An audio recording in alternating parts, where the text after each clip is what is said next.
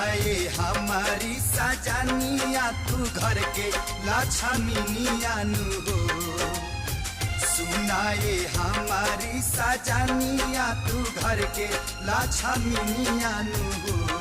छठी मैया के बैठी चरनिया तब करी जा पूजनिया नु हो।